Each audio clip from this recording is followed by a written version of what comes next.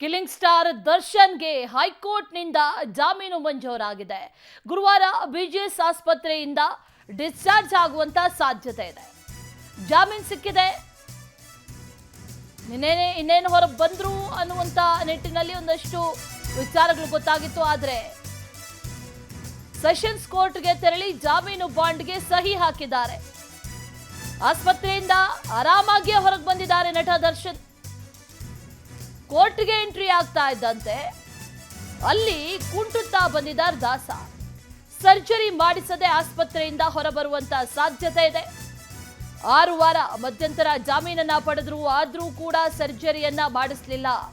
ಇದೀಗ ಪೂರ್ಣಾವಧಿ ಬೇಲ್ ಸಿಕ್ಕಿದೆ. ಆ ಹಿನ್ನೆಲೆಯಲ್ಲಿ ಆಪರೇಷನ್ ಮಾಡೋದು ಬಹುತೇಕ ಡೌಟ್, ಮಾಡಿಸೋದೇ ಇಲ್ಲ ಅಂತ ಹೇಳಲಾಗ್ತಾ ಇದೆ.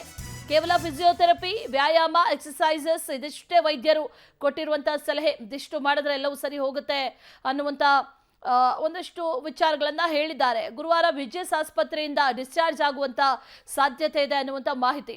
ಆಸ್ಪತ್ರೆಯಿಂದ ಕಾರ್ವರೆಗೂ ಬಂದ್ರು, ಅಲ್ಲಿ ಹೇಗೆ ಕೂತ್ಕೊಂಡ್ರು ಅನ್ನೋದನ್ನ ಕೂಡ ವಿಜುವಲ್ಸ್ ಅಲ್ಲಿ ಗಮನಿಸಿದ್ವಿ.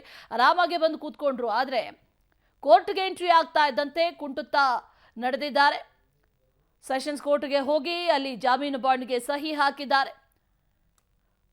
ಸರ್ಜರಿ ಮಾಡಿಸದೆ ಆಸ್ಪತ್ರೆಯಿಂದ ಹೊರಗೆ ಬರುವಂತ ಎಲ್ಲಾ ಸಾಧ್ಯತೆಗಳಿದೆ. ಗುರುವಾರ ಡಿಸ್ಚಾರ್ಜ್ ಆಗ್ತಾರೆ ಅನ್ನುವಂತ ಮಾಹಿತಿ ಕೂಡ ಈಗ ಲಭ್ಯ ಆಗ್ತಾ ಇದೆ.